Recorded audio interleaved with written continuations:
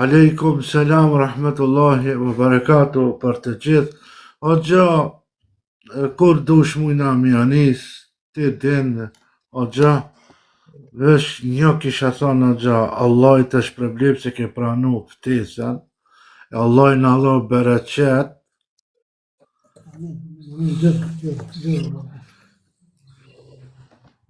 Tujna më knaqë o gja, me temën që e ke zgjidh o gja, fjalla është për tyje, kur dush mu është mja njësë o gja, ligjeratës. Bismillahirrahmanirrahim. Alhamdulillah, wa salatu wa salam ala rasulillah. Pas falenderimin ndaj Allahut subhanahu wa taala, për shëndetin ndaj Muhamedit sallallahu alaihi wasallam, po ashtu ju falenderojmë edhe juve si staf që jeni bërë sebeb që me mbajt këtë ligjerat inshallah taala, që shka thonë edhe Muhamedi alayhi salatu wassalam, kush nuk i falenderon njerëzit, se falenderon as Allahun azza wa jall. Andaj ju falenderojmë edhe juve për këtë iniciativë të bereqetshme inshallah taala. Ajo që kam përzgjedhur sonte ka të bëjë me 10 ditët e Dhulhijhes. 10 ditët e Dhulhijhes janë këto ditë që është haxhi vllazni. Andaj e pashtë arsyeshme që me trajtu këtë çështje, sepse plot prej vëllezërve tregon neglizhent në këto ditë. Mendojnë që vetëm 10 netët e Ramazanit janë të vlefshme dhe ka shpërblime të mëdha, ndërsa i harrojnë edhe këto ditët e Dhulhijhes, që kanë shumë vlerë tek Allahu subhanahu wa taala, saqë janë përmendur edhe në ajete kuranore. Andaj ju porosis me devotshmëri ndaj Allahut subhanahu wa taala dhe përgatitja më e mirë për rrugën që shpihet tek kënaqësia e Allahut azza wa jall, dhe thot Allahu subhanahu wa taala, pajisuni thot me gjërat që ju nevojiten për rrugë dhe dijeni se pajisja më e mirë është devotshmëria. Suratul Bekara ajeti 197. Më thonë, devotshmëria apo takwaja është pajisja më e mirë që muslimani e bën në imanin e tij. Pastaj, ndërveçuritë dhe vlerat e këtyre ditëve është fakti se Allahu subhanahu wa taala është betuar në to. Subhanallah, aq ditë të vlefshme janë që Allah i ka potencuar në Kur'an në suratul Fajr. U ka betu, thot Allahu subhanahu wa taala, betohem në muzgun e aginit. Dhe thot në 10 netët, shikoni, në 10 netët, betojnë për çiftjen dhe tekun suratul Fajr ajeti 1 dhe 2. Ibn Abbasi, një ndër komentatorët e famshëm të Kur'anit, ku Resuli alayhi salatu wasalam ka bë dua që Allahu azza wa jall mja mësu komentimin e Kur'anit, ka thënë që këto 10 netët të përmendura në Kur'an janë për qëllim 10 ditët e para të Dhulhijhes. Më thonë, përmendo, përderisa Allahu subhanahu wa taala po i përmend Kur'an, po betohet në muzgun e mëngjesit, atëherë këto janë ditë të vlefshme që muslimani duhet mi qelë syt, edhe duhet me bo ibadet në këto 10 ditët e bekuara të Allahut subhanahu wa taala. Ndërveçoritë e këtyre ditëve është se këto ditë janë më të mira për të bërë vepra të mira dhe m'ju afru Allahut subhanahu wa taala, sepse shpërblimet janë të mëdha. Në Sahihun e Buhariut transmetohet nga Ibn Abasi, që e ka dëgjuar, i cili citon se pejgamberi sa ka thënë, në asnjë ditë tjetër veprat nuk janë thot më të dashura se sa ato vepra që bëhen gjatë këtyre ditëve. I thojnë Resulit alayhi salatu wassalam, o i dërguari i Allah, thot as xhihadi në rrugt të Allahut subhanahu wa taala, sepse xhihadi është kulminacioni, apo kulmi është. Dhe për atë arsye ju intereson sahabeve me ditë se aq i dha rëndësi Muhamedi alayhi salatu wassalam këtyre ditëve, dhe sahabët çfarë bën pyetje? Thanë ja Resulullah, as xhihadi nuk është më i madh se sa veprat që bën këto ditë? A di çfarë tha Resuli alayhi salatu wassalam? Tha as xhihadi në rrugt të Allahut azza wa jall. Dhe tha, përveç nëse një njeri shkon në xhihad, apo me trupin dhe pasurinë e tij dhe nuk kthehet më. Atëherë ky është më i lartë se vepra tjera që bëhen gjatë këtyre 10 ditëve të bekuara të Dhulhijhes. Andaj shtoni ibadetet vllazni. Çfarë do lloj ibadeti? Qoftë namaz, qoftë agjërim, qoftë lexim Kur'ani, qoftë sadaka, qoftë duo, gjitha ibadetet e mundshme, ndihmesa ndaj muslimanëve, çdo gjë që ka të bëjë me ibadete ndaj Allahut subhanahu wa taala, shtoni këto 10 ditë e bekuara të Dhulhijhes, sepse shpërblimi është shumë i madh. Ndërveçoritë e këtyre ditëve është se Gjatë këtyre ditëve grumbullon gjitha ibadetet, vllazni. Këtë ibadetet, subhanallah, e ki një lloj solidarizimi me haxhilerët.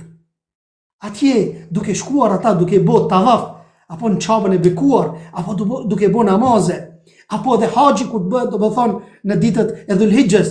Edhe thot çfarë? Në këto ditë bie edhe ditët e Tarwiyes, kur haxhinit nisen nga Mekka në Mina. Lebeik Allahumma lebeik, lebeik la sharika lak lebeik. Do të thonë ti, subhanallah, mu solidarizu me muslimanët që janë në haxh, me ibadetet që i bëjnë ata.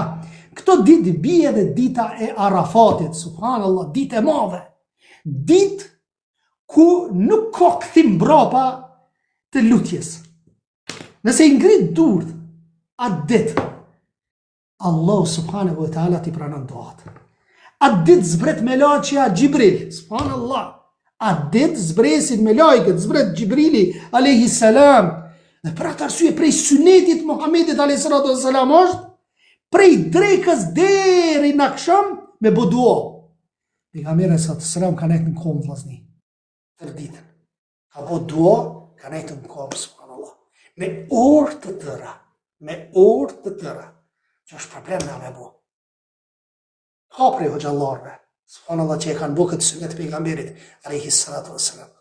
Pastaj thot, robërt Allahut, këto janë disa ditë, thot ku Muhamedi alayhi salatu wassalam thot, ditët më madhështore tek Allahu, po ashtu është edhe dita e thirrjes së kurbanit. Allahu ja mundsoft muslimanëve, të cilët nuk kanë shkuar në haxh, me prej kurban në për shtëpitë e tyre. Po me prej me sakrifiku, sepse është prej obligimeve ndaj Allahut subhanahu wa ta'ala. Këto janë disa nga veçoritë e këtyre ditëve të vlefshme, por çfarë jemi duke punuar gjatë këtyre ditëve? Siç tham, shumica e neglizhent vllazni. Krejt fokuson tek Ramazani, që nuk ka diskutim. Ramazani është çështje e madhe.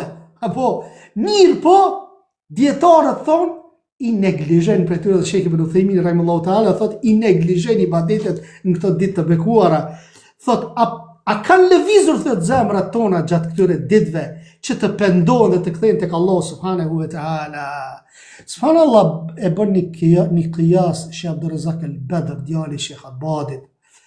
Thot njerëzit apo tregtarët presin me muaj të tërë, me ditë të tëra, sezonën e tregtisë. Sezonën e tregtisë e presin. Që më shumë të fitojnë, apo? Në verë shitet diçka tjetër, në dimën shitet diçka tjetër, po themi në dimën shiten drut, po themi, apo? Apo në verë shiten pemë të ndryshme, apo perime të ndryshme. Andaj, nëse ti për dynjo vllaja, me muaj të tërë po e pret, apo? Këtë tregtime e bo. Përmenda subhanallah, një tregti që përbën me Allah subhanahu wa ta'ala gjatë këtyre 10 ditëve, 10 netëve të Ramazanit dhe 10 ditëve të Dhulhijhes. Andaj shtoj ibadetet vllazni këto ditë të bekuara. Robërt Allahut, imani do t'i një personi dhe mëkatet bëjnë dhe është një lloj barriere subhanallah që ty të pengon me bëj ibadet Allah subhanahu wa ta'ala. Ka pas prej selefit, Allah na fal. Allah i falt musliman, ka pas prej selefit, subhanallah, që një mëkat e ka bu, 6 ditë nuk ka fal namaz natë, vllazni, një mëkat e ka bu. Dhe 6 ditë Allah nuk ja ka mundsu me fal namaz natë. Për shkak një mëkati. Andaj, nëse nuk po të mundsohet vllajem, me bu ibadet Allah subhanahu wa ta'ala, dije se sebebi është gjunahi. Sepse gjunahi ta erson zemrën. Është një rast me Imam Shafiun rahimahullahu ta'ala, kur subhanallah ai çdo ditë kishte mësuar hadithe dhe kishte shkuar tek mësuesi vet, një ditë nuk kishte mundur të mësoj hadithe. Dhe i thot smujta me mësu, o sheikh, o ghi. Edhe ai thot shiko thot mos ki bunaj mëkat në Allah azza wa jall. Ky mendon kujtohet s'po di bre. Thot shiko mendo. Jo thot po. Thot atë ditë, kur më doshtë me mësu hadithet e pejgamberit alayhi salatu wassalam, e kam pa një grua dhe rastësisht nga era e madhe ju ka ngritur, dhe thot ai hijabi apo gjilbabi dhe ja kam parë këmbën. Subhanallah, ja kam parë këmbën. Edhe i thot mësuesi Imam Shafiut rahmetullah alayh, thot ky është mëkati, sepse thot mëkati apo mëkatarit nuk i dituria është dritë dhe drita nuk i jepet mëkatarit, sepse mëkatari ka errësirë. Dhe për atë arsye Allahu subhanahu wa taala atë ditë nuk të ka mundsu, po themi që nuk ja ka mundsu Allahu subhanahu wa taala për shkak të një mëkati me mësu. Shikoni për shembull, ka ditë të caktuara kur e merr Kur'anin dhe kënaqesh duke lexuar. Ka ditë të caktuara që s'mund as të lexosh, as Kur'an, as libra. Nuk kemi kry. Do të më quë dhe me kërku falje, estakfirullah, me thonë për ditën, një kohë caktuar me thonë që Allah më na falë gjunahet. Pastaj, Allahu subhanahu wa taala ka përmendur në një ajet kuranor ku thotë dhe të përmendin emrin e Allahut në ditë të caktuara, suratul Hajj, ajeti 28. Ibn Abbas, komentatori më i mirë i Kur'anit, siç tham, ka thonë për 10 ditët e para të muajit të Haxhit, 10 ditët e para të Dhul-Hijjës, siç i kemi tani. Dhe që ky ajet dhe të përmendin emrin e Allahut në ditë të caktuara është për qëllim, sipas Ibn Abbasit, janë për qëllim ditët e Dhul-Hijjës. Prandaj duhet të kujdesemi që në kohë të vlefshme, duke përmendur Allahun sa më shumë, duke bërë dua, duke kërkuar falje prej Allahut subhanahu wa taala, i mençur i vllazni është ai robi i Allahut që i bën llogari vetes dhe punon për jetën pas vdekjes. I bën llogarit, këqyr, çka po mbjell që me korr pastaj, o lloja. Çka po mbjell që me korr pastaj. Ndërsa do t'i pamençuri, thot çfarë? Është ai që veten e dërgon pas tekave të tij dhe mbon shpresa të kota tek Allahu subhanahu wa taala. Po ashtu kemi disa thënie të ulemave të hershëm apo të njerëzve të devotshëm, prej tyre Imam Said ibn Jubair rahimahullahu taala, thot përpiqej aq shumë në ibadete sa që raskapitej. Aq shumë në ibadete sa që raskapitej. Po ashtu thoshte, mos i fikni llambat gjatë natës. Pse? Për shkak të ibadetit. Natën mos i fikni llambat, sepse i fik llambat për me fjet. Ndërsa ky i thoshte familjarëve, mos i fikni llambat për me bëj ibadet Allahu subhanahu wa taala në 10 netëshin. Domethënë lexoni Kur'an, faluni sa më shumë. Hafidh ibn Hajiri shkruan, shkaku pse janë dalluar 10 ditët e muajit Dhul-Hijjë është se në to mblidhen adhurimet si namazi, agjërimi, lëmosha haxhit, gjitha këto gjëra mblidhen tek këto ditë. Po ashtu Ibn Uthaymini rahimahullahu taala për dietarëve bashkëkohor, thot është çudi se si njerëzit thot treguan të pakujdesshëm gjatë këtyre ditëve siç tham. Pastaj thot ata përpiqen fort në kryen e veprave të mira gjatë 10 ditëve të fundit të Ramazanit, mirë po thot gjatë këtyre 10 ditëve nuk e sheh askon duke bërë ibadet. Ata s'u duhet më fol sa më shumë xhallart. Po edhe ata vllazni të cilët i dëgjojnë këto derse, dua përhapin të tjerëve me lenin Allahut subhanahu wa taala. Dhe ta fitojnë sevapin. Nëse ti bosh se me vllaja që dikush të udhëzohet apo dikush të bëj ibadet ndaj Allahut azza wa jall, ty të shkojnë sevapet vllaja. Për çdo vepër që e bën, ty kanë me shkut sevapet me lenin Allahut azza wa jall. I dërguar e Allahut sallallahu alaihi wasallam, shikosh çfarë ditë madhështor. Nuk ka ditë thot, të cilat veprat më të mira, nuk ka ditë në të cilat vepra e mirë është më e vlefshme se sa thot në 10 ditëshin e Dhul-Hijjës. Nuk ka thot, subhanallahu ditë.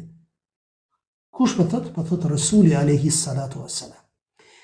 Po ashtu Ibn Uthaymin rahimahullahu taala thot veprat e mira gjatë 10 ditëve të para të Dhul-Hijjës janë të lloj-llojshme, siç tham leximi i Kur'anit, përmendja e Allahut, dhikrin apo subhanallahu alhamdulillah Allahu akbar, gjitha këto ibadete duhet të bëhen gjatë këtyre 10 ditëve të Dhul-Hijjës. Ibn Qayyim shkruan, i dërguar e Allahu sallallahu alaihi wasallam shpeshtonte lutjet gjatë 10 ditëve të Dhul-Hijjës dhe urdhronte që të shpeshtohej tahlili, la ilaha illa Allah me thonë, tekbiri Allahu akbar dhe tahmidi thot alhamdulillah.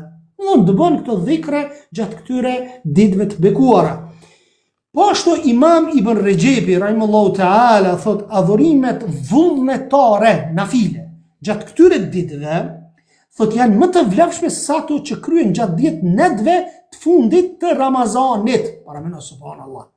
Thot janë më të vlefshme se ato që kryen gjatë 10 netëve të fundit të Ramazanit. Po ashtu shpërblimi pa adhurimet e obligueshme gjatë këtyre ditëve shumë fishohen më shumë se sa në muajt e tjerë. Subhanallah. Sa njeri nuk e den këto, sa njeri nuk e den, fatkeqësia e keqja është e jona, o gjallarëve që nuk flasin shumë. Duhet nga me folë mas pari, e pastaj përgjësia bie dhe mbiu.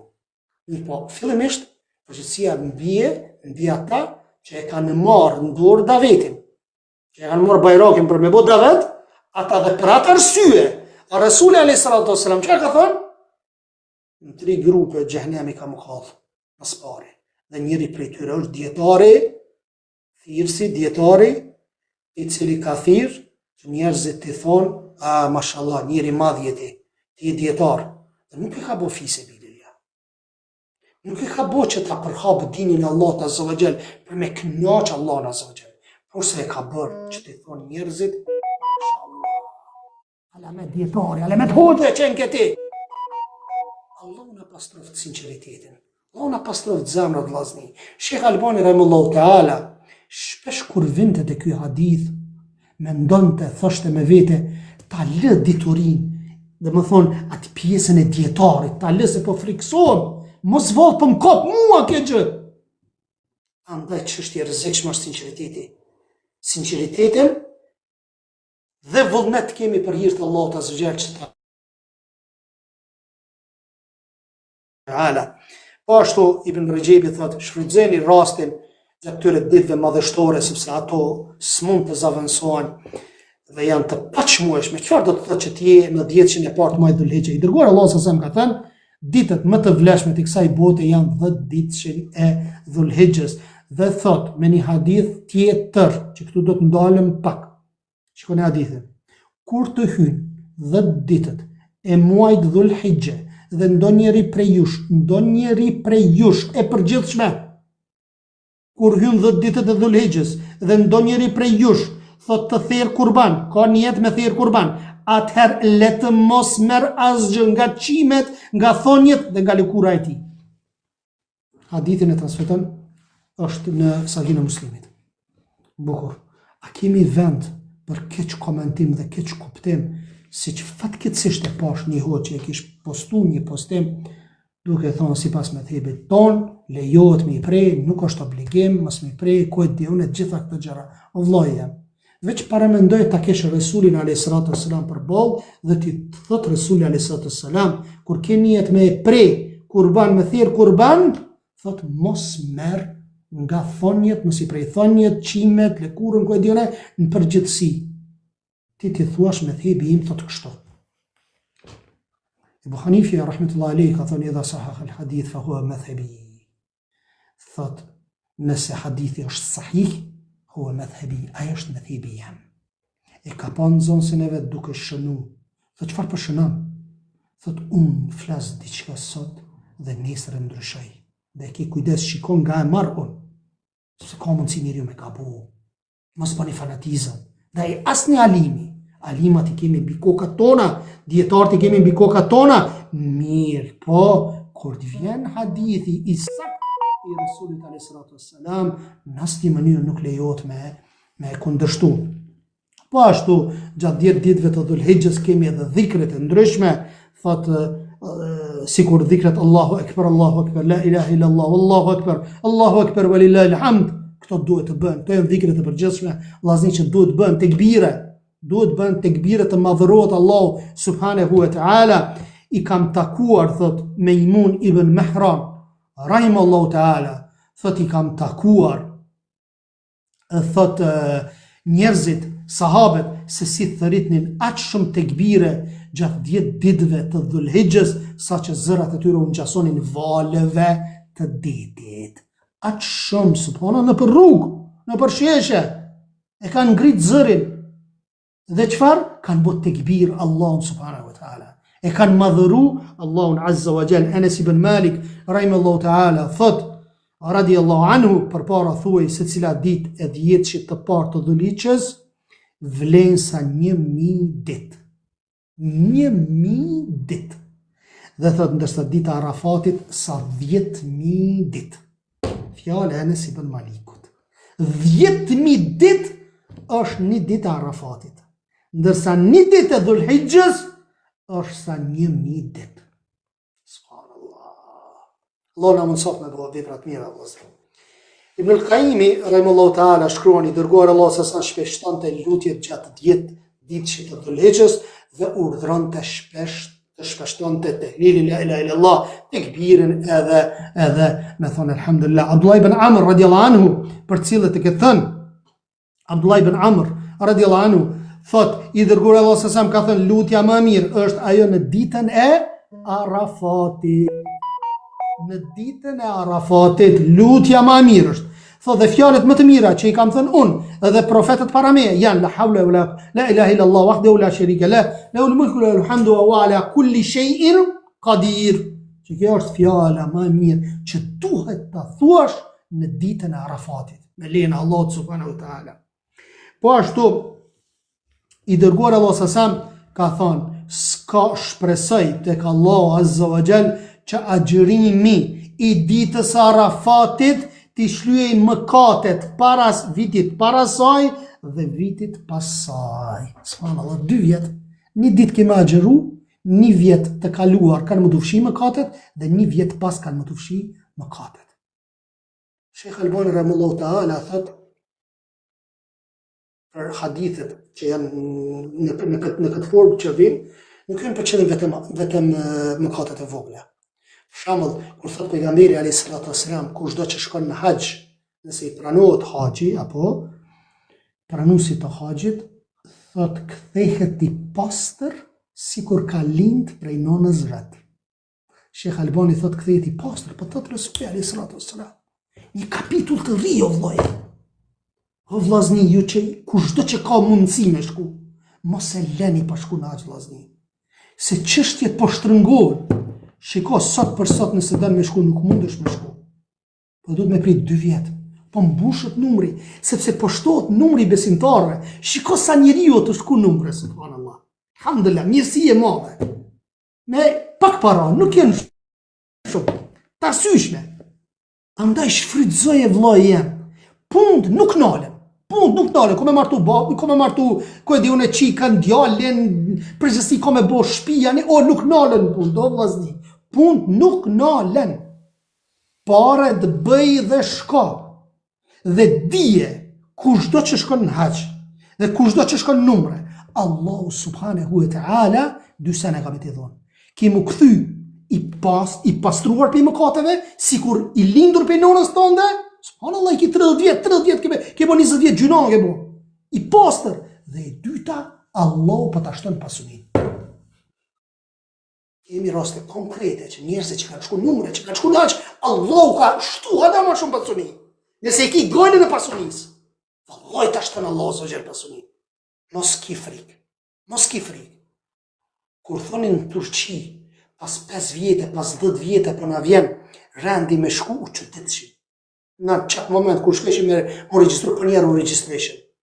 Edhe këtu tash vështirë, e vreni, sot për sot me shku në Kosovë, varësi islame, thot nuk ka vend 2027. Tek 2028, gjysma veç është mbush. Andaj keni kujdes.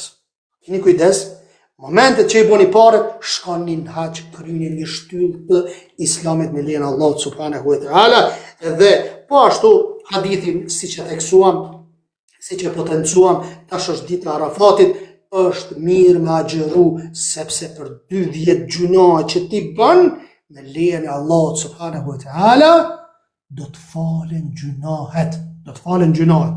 Imam Ibn Rajab rahimahullahu taala në librin e tij Letaif al-Ma'arif përmend se lirimi nga zjarri i xhehenamit në ditën e Arafatit i përfshin të gjithë muslimanët. I dërguar Allah sa po ashtu ka thënë, nuk ka ditë të cilët muslimanët të cilët Allah e liron më shumë robin nga zjarri i xhehenamit se sa në ditën e Arafatit. Liron, subhanallah. liron. Ti qatë ditë mu quë dhe me bo dua, ja rab, ma e gjenniti. Ja rab, ruaj nga zjarri. Ja rab, zgjidhmi problemet. Ja rab, ma shto imanin. Ja rab, forcej muslimant.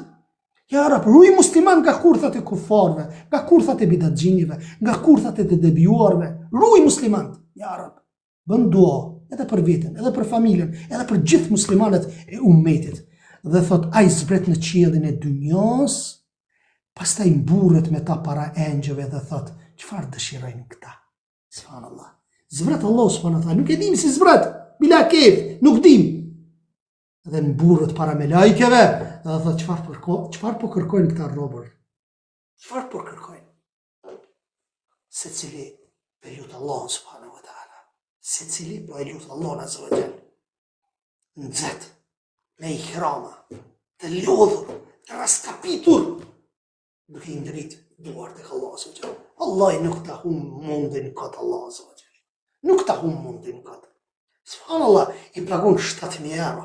Për çka nëse shikon, nuk ka ndaj bukuri natyrore, ku e diune, apo nëse shkon në qabe. Thjesht, subhanallah, kur të shkon, e kini ndjeshmëri shpirtërore, kënaqet njeriu. Ka as male, as gërmodha, ku e diune, qa me thonë, në Mekke, mirë po e donë zemra, subhanallah. E donë zemra. Kënaqet, e lyp, si magnet, e lyp, imani e lyp. Knatësi e madhe. Qabi është knatësi e madhe, vllazni. Allah ja ta për herë të parë, e vllaznive këto që jenë duke dëgju. E shiku. Vesh le ta tregojnë se çfarë ndjenje kanë pas kur për herë të parë kanë pa qabe. 30 vjet po fal namaz, 20 vjet po fal namaz, po drejtohesh para qabës. E ki po veç në televizor. Dhe në ato momente, duke të rrohur zemra kur e shet përpara qabën. A di çfarë ndjenje është ajo? Mos e humb këtë shans. Mos e humb këtë shans. Dhe dije, nëse ke para dhe nuk po shkon, nuk po të mundsohet, ndreqe raportin me Allahun tënd. Bën dua tek Allah. Bën dua sinqerisht tek Allah jot. Kërko falje tek Allahu për gjunahet që i bën, sepse kjo është një lloj pengese që s'ka të mundson Allahu azza wa jall. Aman, përveç atyre që s'kan mundësi. Ajo që s'kan mundësi është diçka tjetër. Nuk marrin përgjegjësi tek Allah subhanahu wa ta'ala. Imam Abdullah ibn Mubarak rahimahullahu ta'ala tregon, shkova tek Imam Sufjan al-Thawri rahimahullah në pasditën e Arafatit dhe gjeta të gjunjëzuar, thot. Dhe thot, ndërkohë që syt i rridhnin lot. Ai u kthye drejt meje e unë i thash, ai di se kush është njeriu i humbur, i dështuar sot? Ai më tha, njeriu i cili mendon se Allah nuk e fal. Subhanallah. Me shku në qabe, me shku haqin me kry, me shku të Arafati, edhe me ngrit durët edhe me mendu edhe me thonë, Allah së më falë mu. Kjo është njeriu më i dështuar, subhanallah.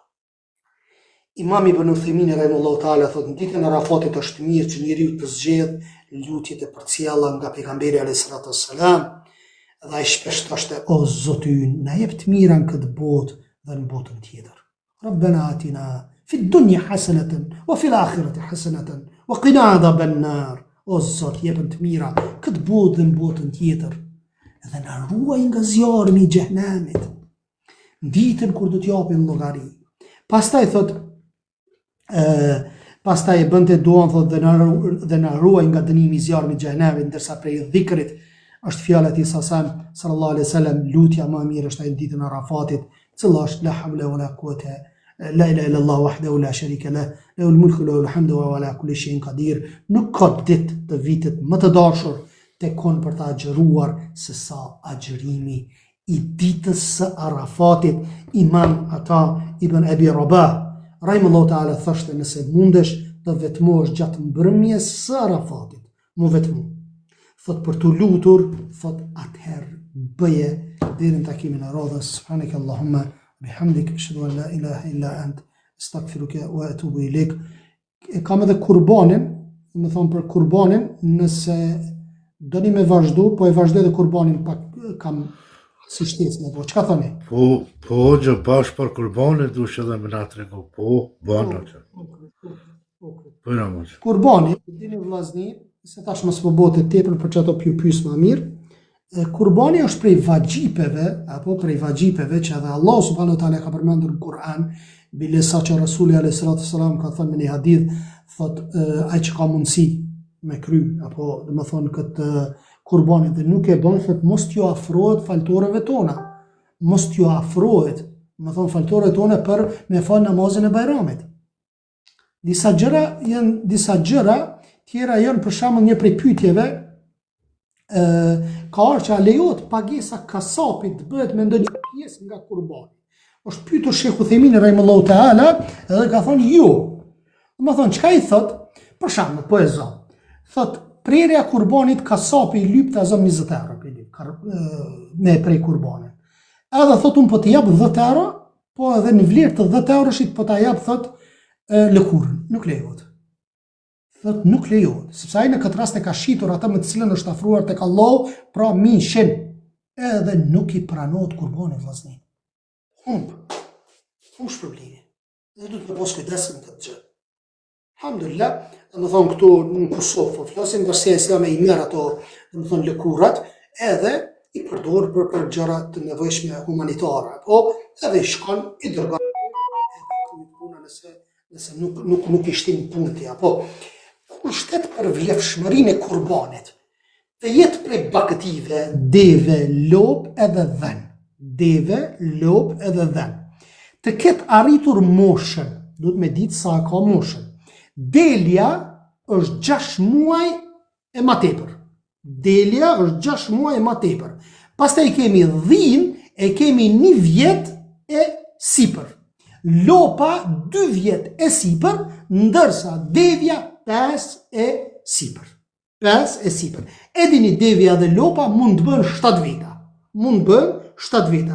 Harova me cek, se dikush më ka pyet çështën kur dikush don me prej kurbanin, edhe thot a duhet vetëm ai i cili don me prej kurbanin, domethënë i zoti i shtëpisë, apo gjithë të tjerët s'duhet me hek thojte, qimet e e dione? Jo, vetëm pronari i shtëpisë, vetëm i zoti i shtëpisë nuk lejohet me i hek, domethënë mbas të hadithit pejgamberit alayhi salam.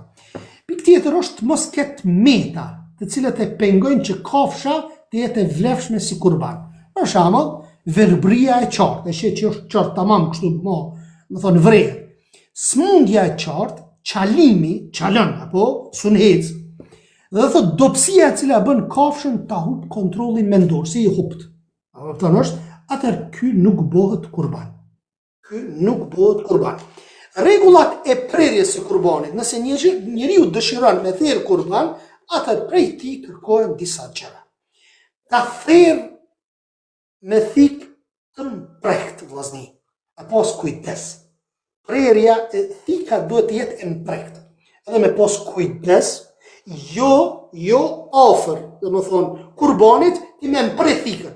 Se e ndin subhanallahu, e ndin ajo. Kafsha e ndin, edhe ki kujdes.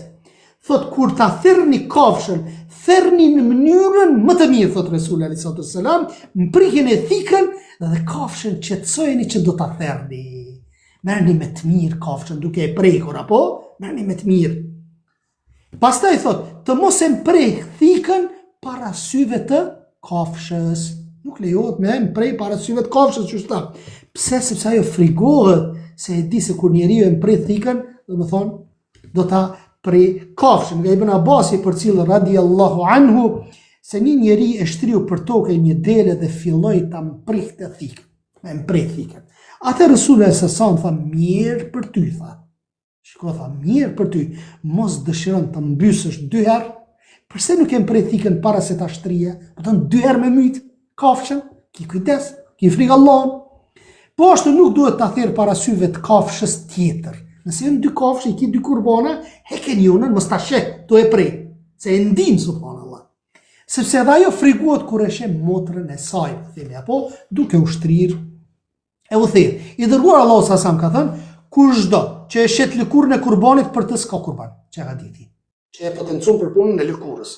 Kushdo që e shet lëkurën e kurbanit për të s'ka kurban.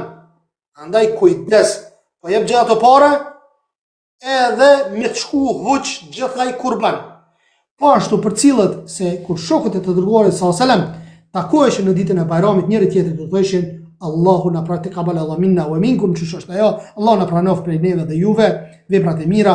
Po ashtu i dërguar Allah sallallahu alajhi wasallam thoshte ditët e Teshrikut Bajramit janë ditët e ngrënies spirit dhe përmendjes së Allahut subhanahu wa taala. Edhe një gjë është koha e prerjes së qurbanit është pas namazit të Bajramit dhe jo një ditë përpara. Një ditë përpara, nëse prehet, ajo është e zakonshme, është mish i zakonshëm. Nuk është mish i qurbanit që e ke sakrifiku. Edhe një çështje tjetër tek puna e ndarjes nuk ka ndaj caktim si qysh na e kemi në tradit 3 pjesë do të mu do. Një pjesë të varfër, një pjesë të afërme, një pjesë për veti. Jo, mund është edhe këtë me majtë për veti. Mund është edhe këtë me shkep. Nuk ka caktim, sa të donë jep, sa të donë maj, nuk është problem. Ka në hadith, kur Aisha radiallahu anha, thot pasi që e shkep kurbanin, apo thot 2 shkepa, apo thot ato 2 tuat janë. Do t'i gjesh tek Allah subhanahu wa ta'ala. Subhanak Allahumma wa bihamdika ashhadu an la ilaha illa ant astaghfiruka wa atubu ilaik. Allah jetë e shpërblev të gjë për këtë të legjerash se kena pot nevoj me na... Pes pyetje që mi pas ke dërgu, krejt i kemi përmend në dars. Apo? Çfarë duhet të bëjmë në 10 ditën e Dhulhijhes? E potencum. Çfarë shpërblimi kemi në këto ditë nëse agjërojmë dhe bëjmë vepra të mira? E potencum.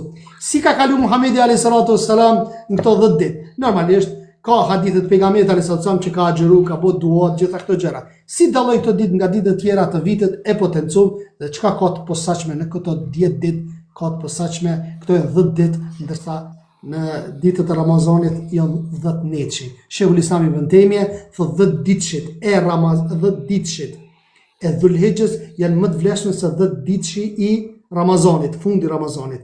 10 netëshi i Ramazanit është më i vlefshëm se 10 netëshi i Dhulhijhes. Allahu ta'ala ala. Allah është problem. Tash ta kanë bërë këtu një pyetje, tash kemi na dhënë përgjigjen. Pse ka thonë Ergin, pse mos mi prej flok, thojt çka do me thonë. Çështja është që merë me komente tani, regati, po që. Çështja është mu solidarizu me ata të cilët janë në haç. Domethënë, ata po bëjnë ibadet me bodhe ti ibadet. Ata nuk i prejnë apo flokë se në thojtë gjitha kur ti në ihram, çashtu edhe ti nuk i prejnë. Domethënë thjesht mu solidarizu me ummetin apo me të vërtet ky rigjallërim është duke ndodhur, po vrehet gjithkohë. Që ky rigjallërim që po bëhet në Kosovën tonë para 30-40 vjetë nuk ka qenë. Bashkë që tash në xhami që kesh subhanallah këtu, po shikoj, domethënë safat, po shikoj këtë tri subhanallah. Edhe rinia bën ndryshime, pa i akuzu, pa i kritiku plesht, se dhe ata e kanë mbajt këtë fe. Mirë, po rinia është ajo e cila punon. Dhe kjo është kënaqësi shumë e madhe që rinia